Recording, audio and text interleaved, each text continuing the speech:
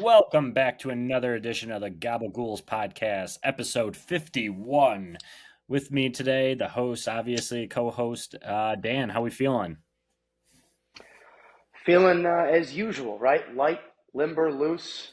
I will say this. I think we might have forgot to do a quick weather report at the beginning of last pod, if my memory serves me correct. So, That would be correct. without further ado, yes. So we might as well let the folks at home know. Hey, you know what? Today, I got to be honest with you. I'm looking outside. It's a gloomy one out there. Not a lot of daylight, but I think it's like 40 or 50 out there. So it's really something out there. Make sure you get outside and enjoy what we've got because I'll tell you, man, this after the last couple of weeks with what we've had, you need a little something. Yeah, this weather is definitely more favorable. You could actually go outside without being frostbitten, so that's always good. And hopefully, this means the start of spring. I know last year around this time we ended up with like kind of similar weather, so it was nice to be able to go out, get on, go out on a walk, and maybe hit the park if the weather was actually that nice. So yeah, can't beat it. But you know what else is in the air is spring. If spring's around and all of spring training has started already. So why don't we? Well, let's talk about. We'll do our little questionnaire first. Actually, the Okay. number 51. I got two players for you. All right. First couple of clues. Recent Hall of Famer, and he's a position player. I'll give you this: position player, Hall of Famer, MVP, Rookie of the Year, 10-time All Star, 10-time Gold Glove, 3-time Silver Slugger, 2-time batting title, and an All Star MVP. He played for three teams. Recent inductee. How recent? Last year, or actually this year, probably. I La- think. Oh, the last couple of people that were just. I know Ichiro got in there. Yep. Ding, ding, ding.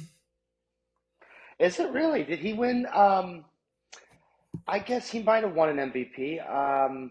Did he win an MVP? Yeah.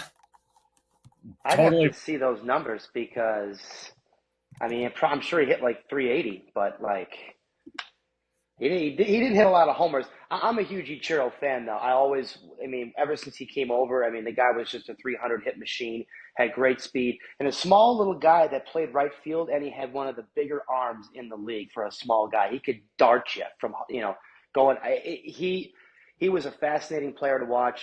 Played for one team his whole career, and Lies. everyone I'll talks stop about you right Pete there. Rose. I'll stop you Oh, right oh, I there. forgot. I forgot he played for the Yankees. That's right. He played for the That's right. I Yankees and he forget. played for Miami. So, Oh, did but he play for the Marlins too? yeah, he Oh, played maybe I did three forget about that. three That years. was that his last stop? He yeah, basically last big stop, and then he went back to the to the Mariners too after. But yeah, I didn't realize he won an MVP until I did some digging because I completely forgot. But he won the 2001 MVP and Rookie of the Year in the same year.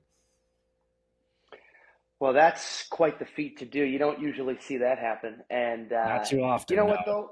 This is a guy that I think he was similar to Jeter. You'd have to check me on that, but wasn't there only one person or maybe a handful of people that didn't vote for Ichiro? I think his percentage was extremely high, if not Yeah, there like a was vote one shy. one voter was the only one who didn't vote for him or Jeter, where they would have been unanimous. But luckily, it doesn't make a difference as long as you have the majority over. I forgot what, like I think it's like 70 something percent you can get in. Um, yeah, I mean he had 3,089 hits and then obviously over 500 stolen bases.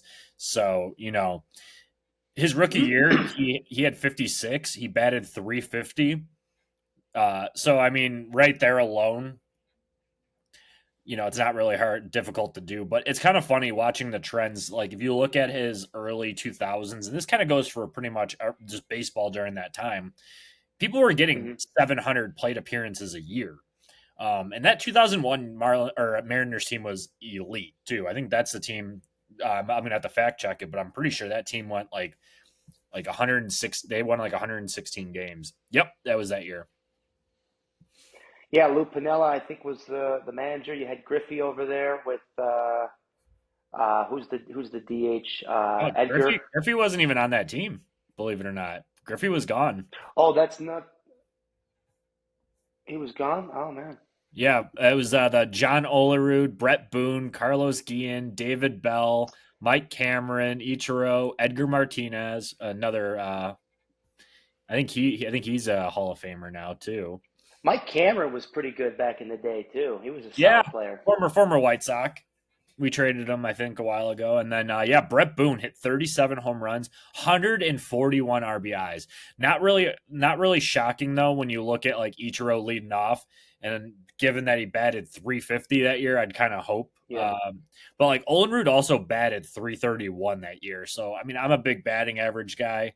I know a lot of the new age, WAR and slugging percentage and all the WOBAs and yeah, whatever people want to look at. But I mean, I think the hit with a high average is pretty impressive. Especially maybe even more so in today's age than it was. Well, I mean, you look at the guys back in the day, and you feel like they had to pitch a little bit more because you didn't have, even in '01, I know velocity was getting up there, but now fast forward to today, guys are throwing. Everyone has an arsenal of guys who throw about 100. So, you had to pitch a little bit more back then. So, yeah, getting back to Ichiro though. Everyone talks about Pete Rose as the undisputed hit king, and he is in the MLB. But when you take his hits, I think from the Japan League, and then you take the hits from here, I think he is the number one overall. Just a consummate professional, year in and year out. You'd have to see how many years he had like 200 hits or more, but it would seem a like whole it was bunch. Yeah, it seemed like it was year after year. Yeah, I mean, that year too, he had 242 hits that year he won MVP. And that wasn't even like his best year, like hit wise. In 2004, he had 262. He batted 372. Yeah, that's nutty. I mean, when you're doing stuff like that, I mean, Luis Ariz a couple years ago, he's been a guy, he's been winning Yeah. batting champs every year, but a couple years ago when he did it, I mean, I think he hit like 350 by the end of the year, which is still, freaking unbelievable. But to Yeah. see guys hit for that type of average means they've figured something out. They just know things that the rest of the league or most of the rest of the league don't. And it's fun to watch those type of guys play. So, Yeah, I mean, if you go congrats to through his Ichiro. Yeah, I mean, you go through his prime, we'll go from basically his whole Seattle career. I mean, he basically never hit under 300 except for his final year in Seattle in 2011. Um, it's crazy. I mean, in that year too, it's not even like he had a bad year. He batted, let's see here, 272. So it's not even like that was a bad average. It was just, coincidence but like every Yeah. other year he hit pretty much over 300 or significantly over. Stealing bases, 56 in that rookie year, 45 or above. I mean, I think if he would have the longevity that he had to playing Yeah. is something to note. I mean, he did have a couple of years where he did get on. Oh no, he didn't get hurt that year. He just got traded to the Yankees midway through the year. But 150 games, 143 games, even at the age of 41, is still impressive, and you just don't see it anymore. So No, you don't. And yeah, I mean, hitting 270 in your final year that you play and you're, over 40 years old, you don't see guys doing that even in today's game. So, he's a legend. exactly, and then obviously there's one more famous 51 pitcher, and I'll give you a couple more hints, and you'll know him right off the bat.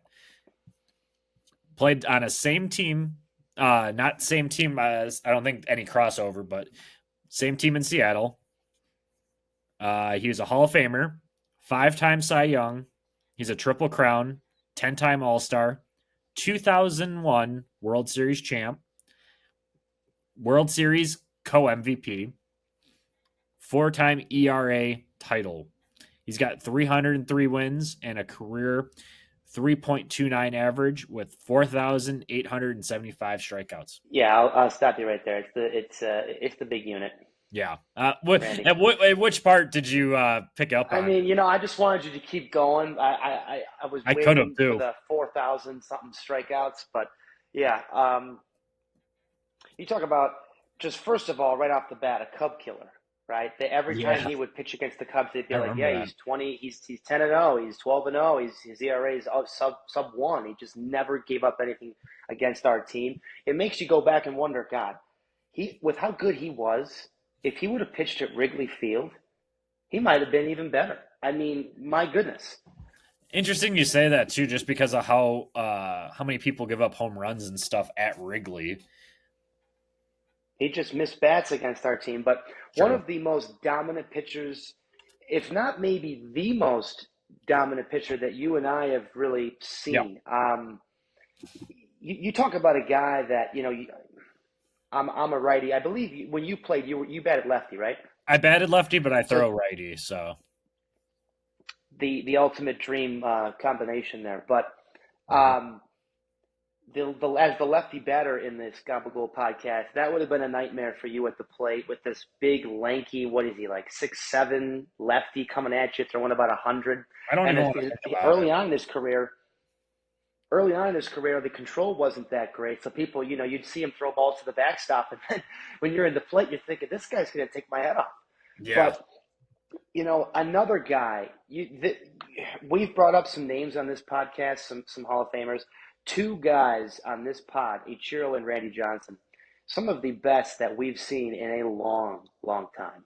Yeah, and it was exciting for me to kind of like when we hit 51, I was like, "Oh, this is going to be perfect because these are two guys we watched our entire life." I mean, obviously early 90s was a little bit of a stretch to be able to watch them. So he's caught like the back end of his career, but you know what's funny about Randy Johnson is he got better with age somehow.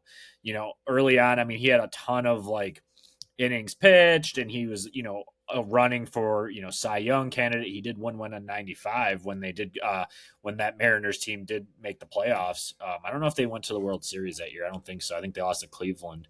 Um, but that was a team that he couldn't take them over the hump, and that team, I mean, they moved stadiums a couple times. I think just once over to Safeco, but when he left Seattle, I just remember that being like a crazy situation too, because I think he went to Houston after for a brief stint there to kind of try to help them get over the hump, and they didn't. And that was when he was 34. And then we're talking, he won 4 straight Cy Youngs with the Diamondbacks from '99 to 2002. Yeah, that's you know what they call that? That's aging like a fine wine. We've been getting into wine, Literally. as we've been getting Yeah. closer to 30 and 30 plus. And I'll tell you, there's something to be said for a good wine, right? And it's tough to do. People talk about your prime, and that's what in your late 20s, your early 30s usually. And when you're talking about a guy who's, you said he went over to Arizona at about 34, somewhere in there, and he starts to win 4 Cy Youngs in a row. You start to dominate, and assert yourself as people already knew how good he was. Then you win those 4 Cy Youngs, and you're like, okay, this guy's going to be a future first ballot Hall of Famer. So. Yeah, I mean, he those years too. He like it's kind of funny to look at his statistics too, just because the innings pitched. He pitched like close to 300, almost 300 or two. Like the lowest was like 250 innings pitched. So that means he was out there almost every fifth day, if not more, going out there and pitching. So And he wasn't just pitching 5 innings either, like we've no, got guys doing nowadays. He was pitching 7, 8 innings. I mean, that's the only way you're going to get. You can make 30, 35 starts, but you've got to be going deep into games, and yeah, he most was making most of your starts. right. And it's funny because you look at it too. He those years he made so out of those 4 years he won the Cy Young. He missed one start, and that was it. He went 35 for And you know 35. what? They don't make them like that anymore. No, We've got guys. I mean, and you know what? Last thing on that one, another guy that's been similar dominance wise to Randy Johnson is Clayton Kershaw. But look at what yeah, Clayton's had the last few years with all the back issues and multiple surgeries in the offseason. He's not going to be ready to start the season yet again.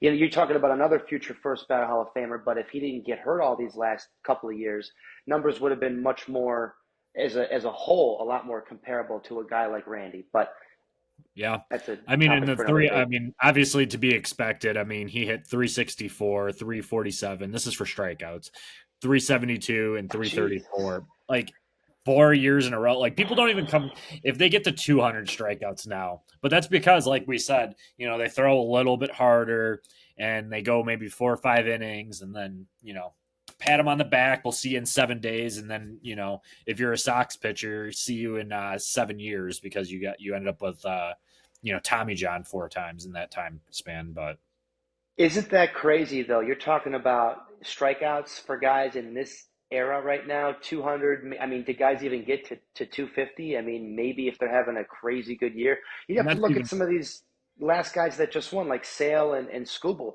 I think Sale was over 200, but he might have been in the lower 200s if my memory serves me correct. Who the hell knows? But yeah, I mean, 360, 370, that's like mythical numbers. That's unbelievable. yeah. So for the last year, Tarek Skubal had 228. I mean, that's your triple crown winner right there. So 228 compared to 350, 360, 370, that's a world of difference. Yeah, I mean, you just don't see it. Like they're just built differently, and it's kind of nice to see a guy like Sale kind of go out there and Oh show. God, Obviously I'm not a. it sucked that he wasn't. Well, he didn't even. I don't think last year. Okay, so that's AL. I'm trying to pull up both at the same time, but it's difficult. But yeah, for American League, believe it or not, Kikuchi had 206 strikeouts last year. Crochet had 209 limited innings, so that's impressive. Logan Gilbert 220, Cole Reagan's 223, and then Scooble had 228. Boy, and Cole Reagan's too. That kid is really good. But yeah, I mean, and Crochet too is the obviously one that jumps off the page, like you said, with the limited innings. If he didn't have the limited innings, he's your strikeout king. And he probably wins the Cy Young if he was on a better team too. Could have been. I mean, Yeah, he's that good. yeah, I Coming mean, from a Cubs fan. yeah, absolutely. I mean, he's a Red Sox now, so but to move into when we shift over before we move into the AL Central breakdown, you look through like even the NL last year too. Sale had it by one strikeout, and then it was Dylan Cease with 224, tied with Zach Wheeler with 224. Sonny Gray had 203 strikeouts. That one kind of is a surprise to me. And then Yeah. Michael King with the Padres, and then Freddie Peralta had 200 as well, and then some high 90s guys behind them. But just to see that strikeouts are coming back is kind of a good thing to see. Obviously, you want more home runs in the game, but like you have a couple guys that do that as well. So You do, and Michael King was another interesting name on there too, former reliever turned starter. But yeah, he's yeah, made a living for himself. The Padres are going to be an interesting team when we get to breaking them down to see like what the hell they actually do. After yeah. spending millions and millions of dollars and then missing out on top free agents after that. They probably should have just let Manny not go there and let him go to the White Sox. Who knows what Preller's doing? He builds up that farm system and then he trades them all away. So you know what? We'll see what they decide to do. Yeah, I mean it'll be fun to see if Mackenzie Gore and CJ Abrams end up being these like all-star players with the Nationals, but I mean that's another garbage team too. But speaking of garbage teams, let's talk about the AL Central. Just kidding, just there's only one real bad team in that one. Who do we want to start off with?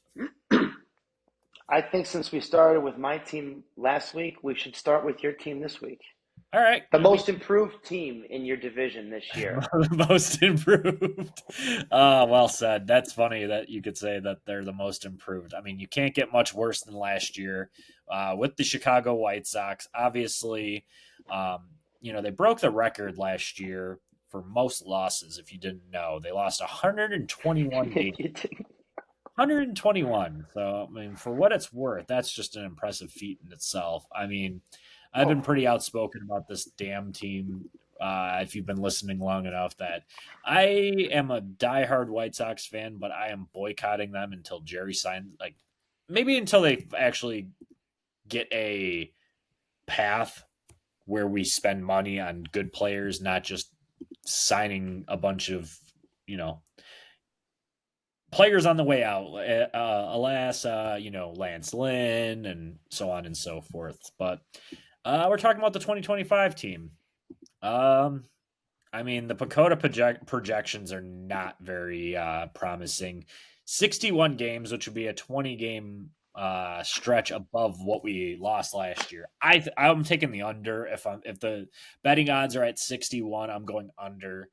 I still don't have faith in this team. It's going to be a very, very young team this year, kind of headlined by some of the young guys, such as if he does get the call, which I don't know if he will right away, is Colson Montgomery. He's kind of one of the top prospects in our organization. He's been, he was a homegrown draft pick. Um, you got him. You got Edgar Kiro. He's part of that Lucas Giolito trade. He's our catcher. We got Corey Lee. Andrew Vaughn's still on the team. He's not really. I mean, you can tell in my voice I'm not really optimistic about this team. You got Andrew Vaughn still there. They signed Josh Rojas, if you remember him. He kind of had a couple of good years with the Diamondbacks. Miguel Vargas, we picked him up last year, part of a trade from the Dodgers. He's our new third baseman. Hopefully he has better luck there than Yoan Moncada did. Brooks Baldwin, another guy that kind of came up out of like single double A from the Sox, his way up, and has been pretty solid for the team, but not a guy that you're going to see winning MVPs or anything to that nature. And then you got your two big guys with Andrew Benintendi, Luis Robert. Those are our two highest paid players, I believe. I'd be shocked if I'm incorrect in that. I know Benintendi has currently the highest paid under $100 million contract in Sox history. So you have that. Sox are like one of two teams that have never done that. And then you got Luis Robert, who's a trade candidate, obviously, as well. He's still got elite power, elite speed. He's a 5-tool player. We said that before. All right, I'll pass it over to you just for, the position player breakdown, just of if I missed anything on that. I was going to say, I think you got everybody. One guy, I don't know if you mentioned, is a guy coming over from our team from last year, is Mike Talkman. I like Talkman. I think he's Yeah. a solid. I think he's a solid player. The Palatine Pounder, as he was coined from I think Jim DeShays on Marquee Network. But you know what? You've got some solid pieces here. I know that you are less than optimistic, and I hear you. You've gone through it with a couple of rebuilds. Obviously, most notably this last one, but you got a lot of highly touted prospects. A couple of catchers in there with Kyle Teal and then Edgar Caro. I think that's his first name. Yep. So and your team is young. You're going to have some positions to figure out for sure. But Andrew Vaughn's done some decent things. If he can find a way to take that next step, you got a solid player there. Colson Montgomery is definitely a big one if he comes up and plays short for you guys or wherever that you got him at. He's an interesting guy. Robert obviously is the next one for me. Do you sign him? Do you trade him? Obviously, with Jerry as the owner, I think the chances of signing him to a $200 million deal are probably slim. I don't want to jump the gun there, but you guys have some really good looking prospects down there. You've got Hagen Smith, you've got Noah Schultz. Don't know when all those guys are going to be ready, but you've got a couple kids down there that are going to be ready soon to help take over that rotation. Cannon looked, I think, halfway decent for you guys last year. That's a pitcher, but just on the position players, that's the main thing I see right now. Yeah, you got second base, third base, maybe one of your corner outfield or two. Could you upgrade there? Of course, we expect that from a team that's projected to win about 60 games. But you know what? 60 games, we'll see how this team does. I don't think you're going to lose 20 games in a row this year. I don't know if you're going to win 10 in a row either. It's tough to do both of those. You did both of those a couple of times. So I think minimum, you're looking at, I think 55, and I think 60 is a solid target. I would maybe even take the over for this team. I think they're going to have a chip on their shoulder. Some of these guys, after losing all those games, we'll see. Yeah. And you know what? We do have a new manager. I think we brought it up in the offseason before too. Will Venable. He comes over from, just being a winning. He's been a lot of winners. He coached with, or he was a part of, I think, Bruce Bochy's tree. I know he was recently with the Texas Rangers, and then I think he was under, or he was at least coached by, I know he was coached by Joe Madden. Pretty sure either he was some sort of advisor when I think he was with the Cubs. So I think he was, yeah. So, I mean, I'm going to be optimistic on that. I don't hate what Getz is doing because he's making moves. It's just very Royal esque. And that's kind of scary because you're a bigger market than Kansas City where you can spend. I don't expect them like in the last year because it was like, okay, we're rebuilding, we're tearing everything back down. And then also, obviously, when you have, last year, you didn't expect them to obviously go out and spend $100 million on like top talent. No one's going to want to come here during a rebuild. Now, if you build up those pieces, kind of like what we did in the past, have those pieces that were projected to be very good, you go from there. But they did bring in like a whole new coaching staff, except for Ethan Katz. They did retain Grady Sizemore. He's an offensive coordinator. Didn't know that was a thing for baseball. Oh, we're getting into football now. Apparently. But I'll take it. I did like him last year. I don't think he's a manager yet. But new hitting coach is Marcus Thames. That guy just retired, I think, just recently in the last like 5 to 10 years. So him out there. So new blood. A lot of optimism there. Justin Drischel is our third base slash inside or infield coach. We kind of brought him up from he was a double A manager. He also coached, I think, with Kannapolis, and he did really well. He was a part of those young teams that were pretty solid in the minors for the Sox. So that's the coaching staff. That's the hitters. Obviously, we talked about them. You mentioned Jonathan Cannon. He's probably our opening day starter. He's got the most, he's pretty good. He came out there last year, had a decent year. Obviously, got hit Yeah. around pretty hard. He went 5 for 10, 4.49 ERA, but did have some good bright spots. I think there was one game. I think he won almost like a complete game. So, good building block there. Brought in kind of a sign and trade type Martin Perez if he has a decent year. Then rounding it out, you have Davis Martin, who's coming off Tommy John, I believe. He had decent bright spots when he filled in for us. And then Drew Thorpe, he's banged up right now, but he should be back at some point during the year. And then Hmm. Sean Burke, he kind of came out of nowhere too. Decent pitcher. But I mean, the bullpen's putrid, so not even going to talk about any of those fucking guys. I don't know if you can see this on here. I'm going to try to Not see very if you well. can see the. Okay, well, basically for the White Sox relief pitchers, I put who are these guys? Yeah, I mean, it's very much like in. I've gotten a couple gifts sent to me already of Major League. Major League when who the fuck are these guys? And like, oh, These this guys are guy's shitty. dead. It's very Yeah, yeah. it's very much like that with the White Sox right now. I do hold a little hope for Miguel Vargas. I think if they have a winning culture and they got the toxic guys out of the clubhouse, I think that guy might have a chance to be something decent. He was pretty good with the Dodgers. No spots there because they want proven talent. They don't want to bring them up and let them develop too much. I mean, a couple players have with the Dodgers, but you get what I mean. So we'll see. Um, We'll see.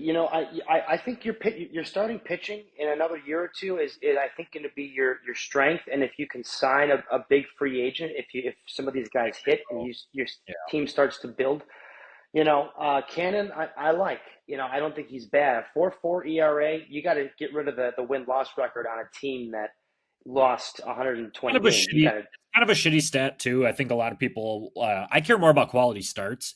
If you go out there 6, 7 innings and you pitched your ass off, I don't care Yeah. if you took a loss because I think loss is on a team and that's not really a good stat to be like, oh, this guy he won 25 games and he had a 500 ERA. It's like, okay, who cares if you won 20 games? You got blown up how many of those games? Um, yeah, like you said though, it's Kai Bush was a prospect. He was another lefty pitcher. He needs Tommy John, so he's out for the year. Jake Eater, we got him a part of that Jake Berger trade. He'll be up this year. See what he's Yeah. got. Another lefty. Tyler Gilbert, I think that's who he is. He had the fastest pitch yesterday overall in MLB. It was like 101, so nothing crazy, but could be a bullpen arm. Obviously, you have Jordan Leisure and Nick Nastrini. You saw them last year. But then, like you Mhm. mentioned too, the prospects are coming. Hagen Smith probably come up this year, and then also Noah Schultz as well. I could see them kind of making it. But Gus Varland, you've probably heard of him once or twice. Just if you played fantasy baseball, so he's also on the team. You guys, it's going to come down to if Montgomery hits, if Vaughn can do a little bit more, and then another, Teal and Carroll. We'll see what you have from those guys. We'll see if you can lock up Robert. But I think, like I said, you're starting pitching. If Hagen Smith and Noah Schultz come up and they're both good starting pitchers, Drew Thorpe's already looked pretty darn good, and last year for, as we mentioned, a very bad team. So when Yeah. he comes back and he's healthy, that's potentially three guys, if not this year, by next year. And then Cannon's pretty solid too. Most teams don't have three, let alone four solid enough plus average, starting pitchers. So your starting Yeah. pitching could be really good in another year or so if those guys hit. And then And if that catcher. happens, Catcher yes, is actually like the deepest it's been for the Sox organization. yes. On paper, I mean, I'm not going to say I they don't have. know who the better. I don't know who the better guy is behind the plate. If that's Teal or Carroll, but if you hit on both of them, you might have a guy. Depending on what you do with Vaughn, you may have one guy playing first, one guy catching, one guy DHing. But if they all hit, you know, Yeah, obviously that's always a possibility. I know Edward Hero kind of tore the cover off the ball in AAA, so um, fingers crossed he comes up and can hit. So that'd be cool. But enough about the White Sox. Let's jump into the Cleveland Guardians. Their projected Pacoda projections. They're projected 79 games basically. If we want to round up, they're projected 80 games or 80 wins. yeah. Um, they had kind of a lot of turnover this year, which was kind of surprising. So obviously, to the rotation, Matthew Boyd, Alex Cobb, they're gone. Andres Jimenez, which was kind of a shocker this offseason, traded to the Blue Jays. And then Josh Naylor traded to the Diamondbacks. So that's kind of their big one. But obviously, re-signed Bieber, brought in old man Carlos Santana, and then I guess they signed John Means to a 1-year deal. So that should be interesting. Cleveland, like you said with Pacoda, they're projected in third place. Your division's going to be very interesting again this year. Um, Yeah. Cleveland, for me, I know Bieber went down at the beginning of last year with, I think, a TJ, so I don't think he's going to be ready to start the year. I don't know, but I don't think so either. so with having no Naylor and then no Bieber to start the year, and then Tristan McKenzie, kind of, we don't know exactly what you're going to get from him. He was pretty good, and last year was not so great. So for me, I think Cleveland, they're coming off of a great 2024 first year without Tito as manager in a while. Tip of the cap to Stephen Vogt and that club. They played Yeah. great. I see Cleveland taking a step back this year, personally. Um, just like you said, they had a little turnover. You not having I mean, Cleveland's best player obviously is Jose Ramirez. He's the best Yeah. third baseman in baseball. He's unbelievable. He keeps getting better. But outside of that, you lose Naylor, who had his best year offensively of his career. That's a big loss, I think, for a team that finally found some offense last year. And I pitching think for them, they'll be okay. Yeah, I think position player wise, Kyle Manzardo is one of the they grabbed him out of the Rays system. He was a top first base prospect. He's going to get the full shot this year, obviously, because I fully expect Santana to play a lot of DH. Or Manzardo, whoever's the better fielder, they'll probably flip flop. So to move Naylor, I think that was kind of like the writing was on the wall. Sell him while it was hot. I don't know if they got Seawald out of that deal, or they just picked him up, but they got him added to the bullpen. But yeah, I mean, I don't know much about Juan Burrito or Gabriel Arraez. I think their second base is going to be a kind of a one of those like revolving doors of just different players that come in. Brian Rashio as well. That's shortstop, so it's another middle infield that's very uncertain. That could I think that you could really, if you had to speak ill of the Guardians, that would be the one spot. But they're probably all going to be well disciplined players. But they did get I think his name's like Tyler Benza. He's that second baseman, one of their top prospects. He was number one overall. Travis, Oh, Travis, thank you. Out of yeah. Oregon State. So I could probably maybe see him get called up if he starts out really hot and makes his way up the system, but that might be more of 2026. And then you have Stephen Kwan, Lane Thomas, and then Noel, the Christmas man, rounding out the outfield. Kwan's a big guy, hits for a high average, hits home runs now. Kind of broke out last year. Yeah. I know you had him on our fantasy league, so that was cool. I don't think you did, right? Or maybe that Yeah, was I had him in I think the beer league, and yeah, yeah. for him to be hitting the homers last year too with the high average, he hurt me last year when he got injured for like a month or two. But yeah, he was great last year. And then Lane Thomas obviously kind of comes and goes. He kind of had a bad year once he got traded over to the Guardians, but you kind of expect him to be better as well. Yeah, and then touching on the rotation, Tanner Bybee, the team. I mean, the one thing about the Guardians is you never have to worry about their pitching staff because whoever they call up seems to know what the hell they're doing. Right. Their top two could be very, very good with Tanner Bybee, Gavin Williams, if he could put it together. Luis Ortiz, I think he pitched for the Pirates, if I'm thinking of the same guy. Mm-hmm. Ben Lively had a nice year, kind of broke out, and then Joey Cantillo. So, I mean, that might be their weak spot. Obviously, the projections have them at third place, and that's where I would actually slot them. Just because I don't really know much about it. I mean, their bullpen is very good, though. Manuel Yeah. Class, probably the top closer in baseball. Give him his flowers there. So, I'm glad you said that because I was just going to touch on their bullpen too. I think as far as this division goes, I think Cleveland has the best bullpen of anyone in that division. You'd have to go back and look, but Cleveland, yes, they've got some good names in there. Obviously, with Class A, potentially the best closer in the game. And their starting pitching is going to be decent, like you said. It's probably better than decent. With this team, though, if you've got a healthy Bieber to go along with Bybee, however you say it, Gavin Williams, Ben Lively had a real good year last year.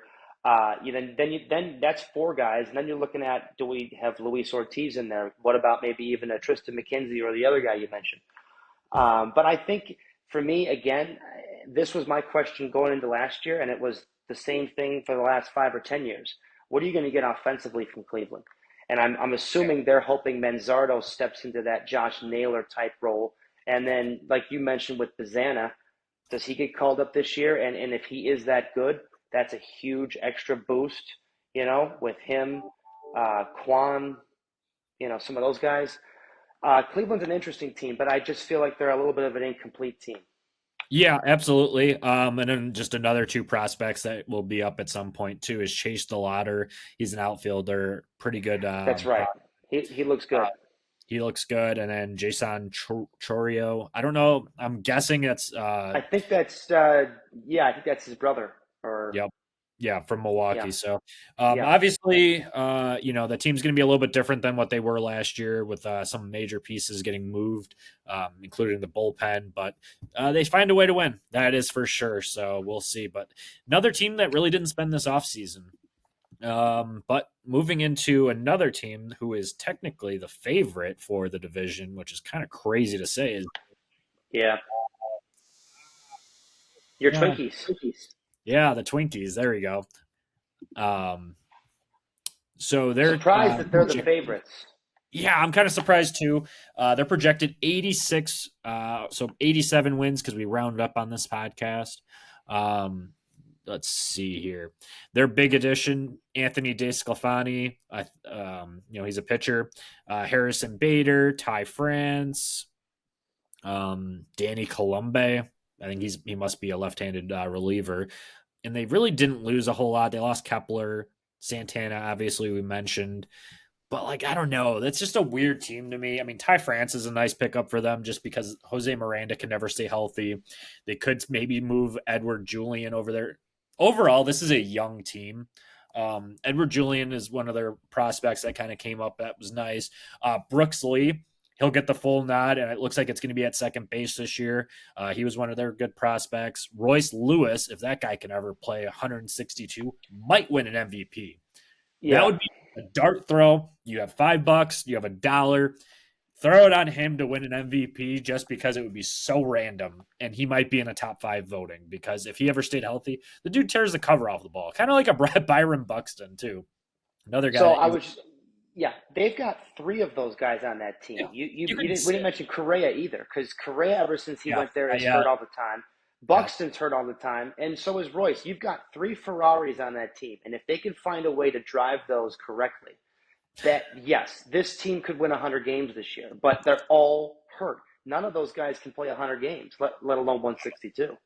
No, and that's my one criticism too. And I picked them to win the division last year. I remember doing that, and I remember sitting there being like, "Damn, I thought that they were going to be a lot better." And maybe it was the injuries. I think that's what really sunk them. But I think with the emergence of the Tigers and Royals, who we'll touch on next, I mean, obviously that helps them. But that's another team that has a lot of good prospects that the team just cannot stay healthy on the position player side. It's just, it's kind of crazy to watch.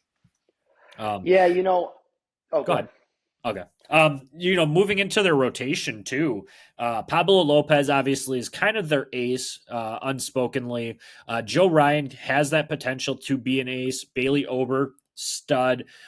Chris Paddock is a nice pitcher as well. Hmm. And then rounding out the five, this is going to be they're both having decent springs so far. Is David Festa? I picked him up in our dynasty league, and then Zebby Matthews. I had him last year on the championship squad. Both those guys, tall fellas, 6'6", 6'5". A lot of pitches in their arsenal. Could be interesting. And if they all say, I mean, I hate really saying that too, and I say it every time we do it, they stay healthy. But that pitching staff could be like the best in the division for sure. And then obviously you have their bullpen with Johan Duran closing it out. I believe he's still the closer there, unless something else happened. Um, Griffin Jacks, solid. Brock Stewart, I think he's banged up, but he was solid. Cole Sands, a lot of guys that nobody really cares about when you're listening to this podcast. Let's just say that, but they're deadly and they have some good, hitting. Yeah, I mean, Ryan Jeffers behind the plate is a Yeah, nice offensive catcher for sure. You've got him. Ty France is a nice add-in to play first. Uh, you know, the second base is interesting as of right now. You got the Edward Julian kid. You got Brooks Lee. You got potentially the other kid that we were just talking about. You got to me for them. Yes, you said if they stay healthy, this whole team is like a big band-aid. It's mainly a couple of guys. They've got some solid players in other positions, but it comes down to Correa, Royce, and Buxton. If any of those guys can stay healthy for a full year, yeah, you could put MVP votes on all three of those guys. Buxton, yeah, we've seen the last year or two from personal experience, having a share of him. When he's been on the field, he has been ripping the ball. He wasn't like this when he first came up. He had to figure some things out, and his last couple of years when he's been on the field to start the year, he's one of the better hitters in the league. He is that good. He just can't stay on the field for more than about 100 games. But I no, will say this: if okay, go. you've got him, and if you've got him, and you've got a little extra depth in the outfield, you play him until he gets hurt, and he will win you some matchups because he's going to have some weeks where he hits 4 or 5 homers, wins the Twins a game or two late. He's that type of player. Same thing with Royce Lewis, like you said. Man, the last year or two when he's hot, he is probably. I mean, we're talking Aaron Judge, Shohei Ohtani level with these last two guys I just mentioned in Buxton and Lewis. When they're healthy and they're hot, you can't pitch to these guys. You should So, probably add into the fact that they're the poor man's Otani and Judge, just so we don't piss anybody off. well, yeah, and you know what? Ohtani's obviously the only two-way player. We'll see how he is on the mound again this year. Apparently, they were just saying his velocity's up a little bit because he changed his. He's going to a windup now. But getting back to Minnesota, um, I like their rotation too. I think they've got some solid guys. Pablo Lopez is a stud up there. Like you mentioned, Joe Ryan and Ober are good. Paddock, if he's your four, is a pretty darn good four to have. And then Yeah, Duran closing it out for your ninth inning. He's one of the top closers in the game too. right. Minnesota's got a lot to like.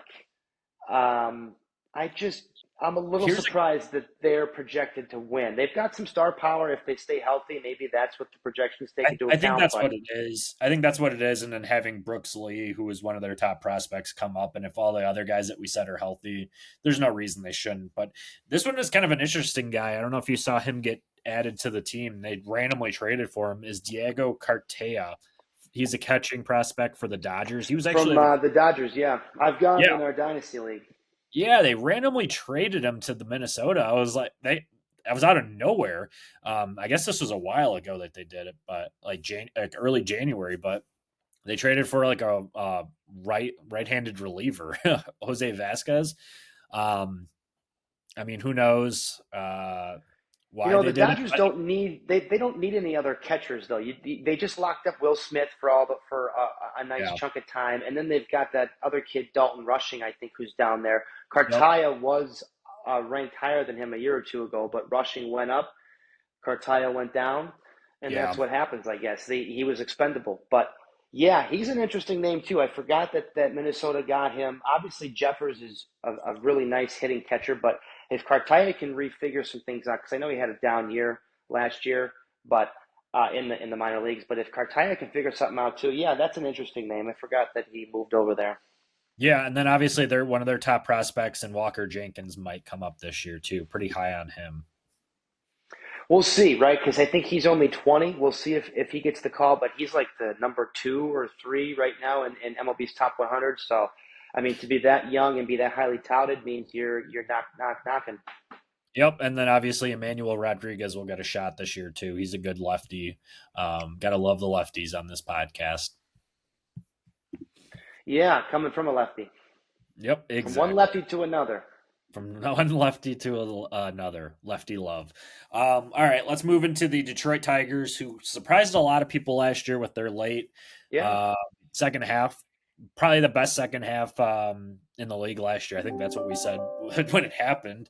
Did some damage in the playoffs. They did they play? Who played in the ALC last year? Wasn't it Detroit and Was it Detroit and Kansas City, or was it Detroit no and Cleveland? Detroit and New York, or There were, somebody in New York. It doesn't matter. I Somebody out of know, the Central. We yeah, had enough teams in there who did yeah, damage. for But real. we're gonna start this time. We're gonna start off with their pitching staff, and we'll break it down. Tarek Skubal, obviously, reigning Cy Young winner. He's awesome. They brought back Elite. Jack Flaherty. That is exactly what you want to happen when you trade away a player in the final year of his deal. Trade him to a contender. Hopefully he wins and comes right back home. So got Jack Flaherty back. Reese Olson had a nice year last year. Casey Mize, one of the former top overall picks.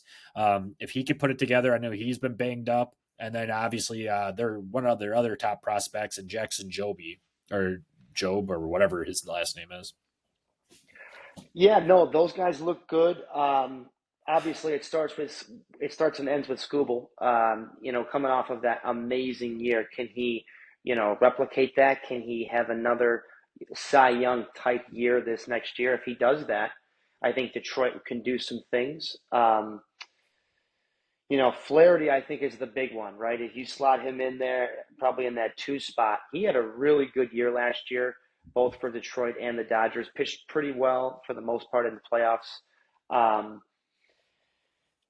those two right there, if those two pitch well, Detroit will they will win at least 80 games. And then what are you going to get from some of the other guys? I think Joby is the big one for He's me. If crazy.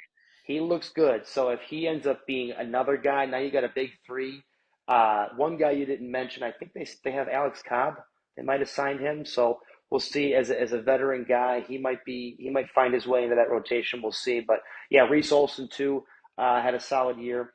Um, and one thing we probably overlook is a solid manager at the helm. And you got to give a lot of credit to AJ Hinch with what he was able to do in the second half last year, and we'll see how Detroit does this year. Yeah, I mean, obviously their pitching is going to kind of be up and down. I can't talk now, but if they're going to win and lose by that rotation. Their bullpen, they did bring in Tommy Canley. Jason Foley had a really nice year last year. Tyler Holton is kind of in the mix as well. So their bullpen is going to be solid. Not a big name, not a lot of big name relievers, but some nice guys out there. But moving into their position players, Jake Rogers at catcher, Colt Keith at first base, apparently over Spencer Torkelson, which I thought was surprising. Glaber Torres rounding out second base. They brought him in. Jace Young, another top prospect in that system. Trey Sweeney, he came up last year, kind of went on the scene, had a nice year.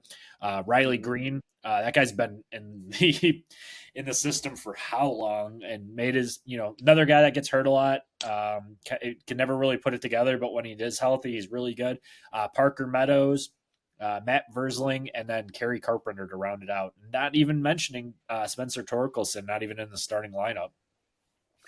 And when you look at Detroit, right, you look on paper, they have, other than Skubal, because he just won the Cy Young, they have Yeah. like almost no star power on this team. And what they were able to do last year was great.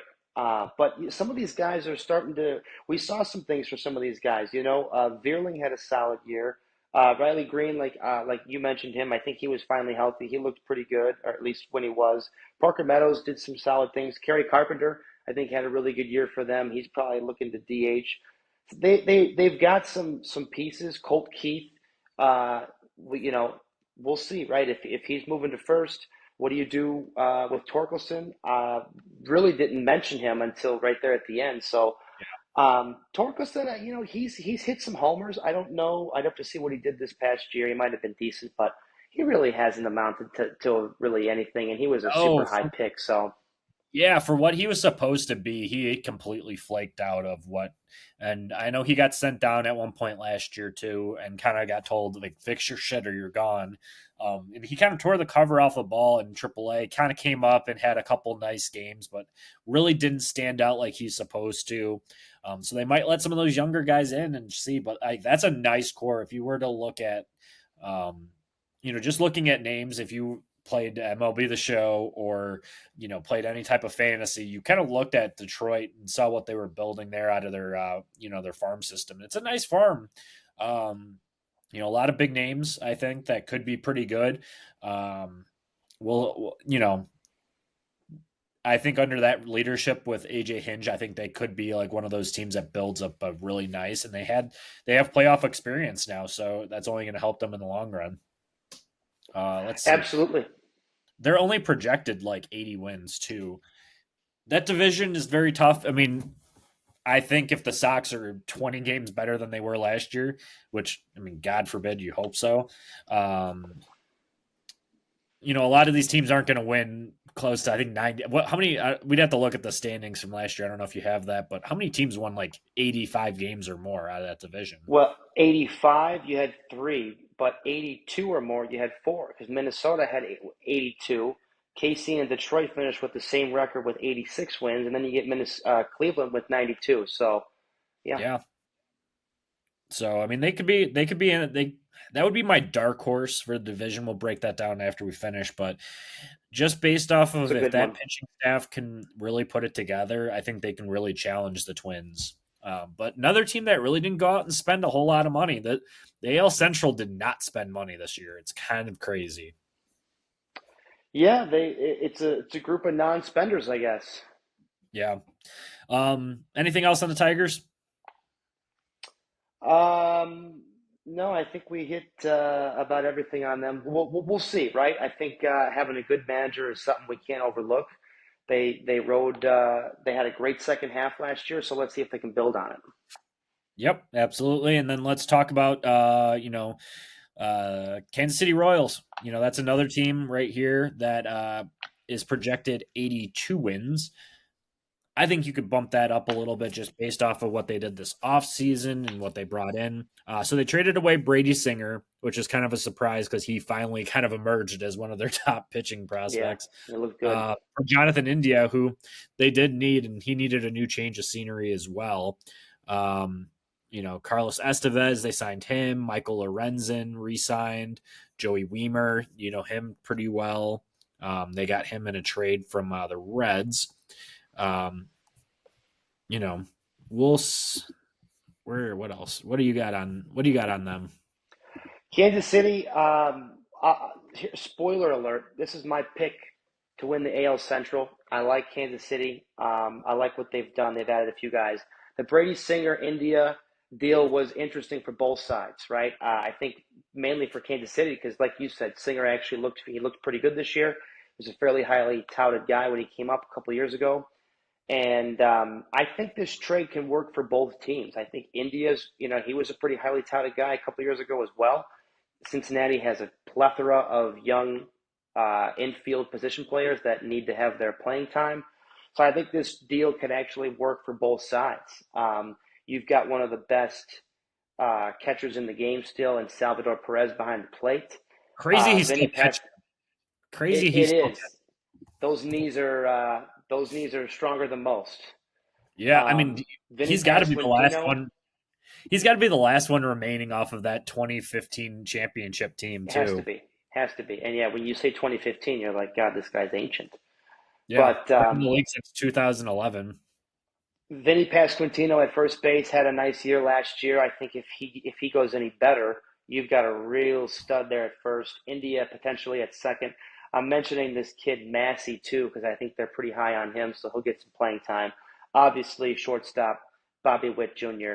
If you didn't have Aaron Judge in the American MVP League, candidate. you're looking at a guy who, or let's face it, if Judge gets hurt for a month or so, you've got a guy that very well could win the MVP. Michael Garcia, I think they're looking at potentially having him play third. Your Yep. outfield uh, leaves a little to be desired. Let's put it that way. MJ Melendez, Kyle Isbell. I don't know a ton on him. I think he's probably a younger kid, but and then you got Hunter Renfroe out and right. For me, it comes down to if Vinny has another big year and if India ends up having a really solid year, Salvi's coming off of another solid year, and then with Witt, you've got a couple guys in this lineup that can do some damage. I think for my money, with the way Kansas City won, like you said in 2015 or whatever year it was, they won. I think more with their pitching and their bullpen. Yeah. And I'll throw it over to you for that if you want to start that off. But Yeah, their absolutely. pitching looks good. Yeah, just like you mentioned the squash, Pasquantino, he plays for Team Italy, so we like him on this Gabagools podcast. That'd be cool to interview him. But yeah, if he got banged up last year, so that was like his big flaw. He got hurt and kind of derailed his season. And I think he missed the playoff too, didn't he? We'd have to double check, but yeah. Yeah. But their outfield, like you said, is kind of their weak point. That needs to be addressed. Hunter Renfroe obviously can hit 20 to 25 home runs for them and be kind of that thorn in your side. But they need to find some outfield help. I don't know. I know they drafted Jack, that one Jack guy out of Florida who hit a bunch of home runs last year. It's Oh, really Caglione. Caglione, thank you. I didn't want to butcher his last name too bad. Could be a nice add. I mean, I don't think he makes the call this year, but Gavin Cross might. It's one of their other young guys, so should be interesting for them. But moving into their rotation, Cole Reagan's obviously Cy Young candidate. Seth Lugo had one of his best years at 35 last year. As a starter. Michael Waka, always pretty solid. Michael Lorenzen kind of has been up and down. And then Chris Bubik, really solid rotation. Once again, it's not wowing me. They have a lot that could be desired on that team. I think they kind of do live and die by timely hitting and then Bobby Witt getting on base. Could be nice. Could be a nice thing. I don't think I can pick them to win the division, but it would not shock me if you had to really put betting money. But Carlo Estevez, he'll be a nice closer. Lucas Eric came from Oakland last year. They traded for him. Really solid.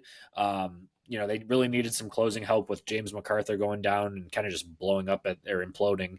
Hunter Harvey, and then a bunch of other guys that I've never even heard of. So pretty solid team overall. Could do some damage. Kansas City's always that kind of sneaky team. Nick Lofton should be pretty solid as well for them. But, if they could all put it together and kind of just win a lot of these like 1 or 2 run ball games, I think they're going to be a really tough team. And you look at Kansas City as far as additions and subtractions after this season. there hasn't been a ton. They won 86 games last year. I think Yeah, I think this team's poised to, at the very least, do what they did last year. I think they hit into the 90s, and I think they do it with how they did it in 2015. Those couple of years when they were in the playoffs and they won. Starting pitching was great for them. Their bullpen, I think, in that time was maybe even their biggest strength when they had some of those the seventh, eighth, ninth inning guys. You had Greg Holland, you had Wade Davis, and the seventh inning guy. I think his name was Herrera or something. But they had yeah, those three guys rolling out there. Once the seventh inning hit, you're like, all right, let's pack it up. We're not getting anything off those three. But Kansas City right. is a good looking team, though. I don't love their offense, but they're going to score enough to win 80 games, and I think their pitching and their bullpen is going to take them to the 90 plus plateau. And I think with that division, we'll see. I like Detroit as a dark horse. Cleveland, we'll see what they do. They're still, most of those guys are there. Minnesota needs to stay healthy. Yeah. So I mean, I'm gonna have to go with. I'm gonna go with Detroit. Honestly, you're I going think with your that's dark horse, Katy Perry. yeah. I'm gonna go with a dark horse. I wouldn't be shocked if the Twins win, but too much has to go right for them to stay healthy and win on the offensive side of the on that side of the ball. But you know, Detroit just has the manager. I think they have the best manager in the division, so that's what gives me the leg up with them. And I think they could really surprise people if they can get Torkelson to kind of come up. And they got a lot of young kids, so You could make your case for 4 out of the 5 teams in this division with what they did last year. So that's the tough part of picking with your division. I thought your division was going to be like the worst in baseball last year, and it ended up being like the best and the most entertaining. So, yeah. I mean, when a team wins 41 games and loses 121, and I think I'd have to find it. I don't have it on hand, but how many games the Sox actually won against their division? I mean, you could probably count it on two hands. I mean, I don't think they won a whole lot of games against them. well, again, like we said, they're projected to win 20 more games than they did last year. Technically, if we want to round up, you were at 41. They've got you at 61.8, so 62. That's 21 more. So, A lot has to go right for you that. guys are They are you're going to be the so most bad, improved man. team in your division this year. Just remember that. You're going to be the most improved team. Yeah, I mean, I'll remember you saying it from on We should make 224. t-shirts before the year. 2025 most improved team in the AL Central. I've already had. Well, I don't have the T-shirt, but I mean, we have enough banners hanging for best off season or best farm system. Uh, you There know, you go. we won the off season. Just yeah, there's not much optimism I have on that team, but the division should be fun to watch. I don't like any of those teams, obviously, but Detroit could be a fun one. Too bad you don't get an award for winning the off season. just like on the north side, you guys hold up your banners for attendance. Well, hey, we like to show up if we win 40 or we lose 40. Yeah, I mean, come 140. on. I mean, you have to admit that's so annoying to be like, "Oh, well, our attendance is good." Okay, cool, cool. Your owner doesn't spend money, just like mine. I know this isn't at you Oh per God. se, but like in general. No, I know, and I just heard that Ricketts and them they're going to charge like $20 a month to watch the marquee network this year, and I'm thinking to myself, you cheap motherfucker. You know what I mean? I think that might be the first swear we've had on this podcast. Uh, Spend I some said it fucking earlier about the money, Sox. pay Kyle Tucker, bring over another big fucking name. You could have got Bregman.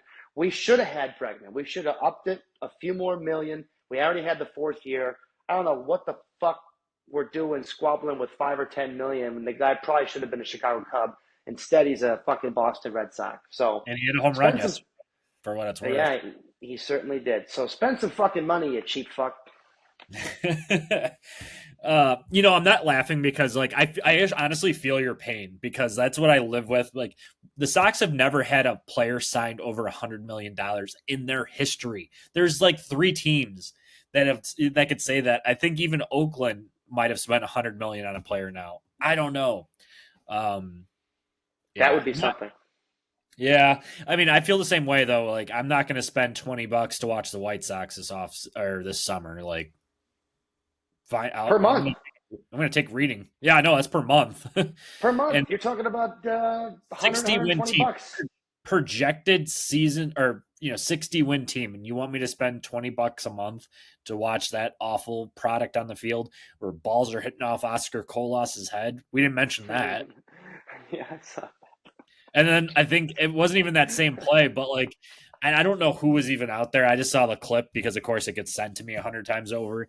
But where they were like throwing the ball around the diamond, and it was just like watching a little league play, like team play, and the balls flying over their heads or overthrowing cutoff men. It was sloppy. So Well, you know what? That's what spring training's for, to get rid of some of that crap. And you know what? You guys will be better. You'll probably finish the season strong like you did last year and this last 42 week. wins, 42 wins. You think one win better?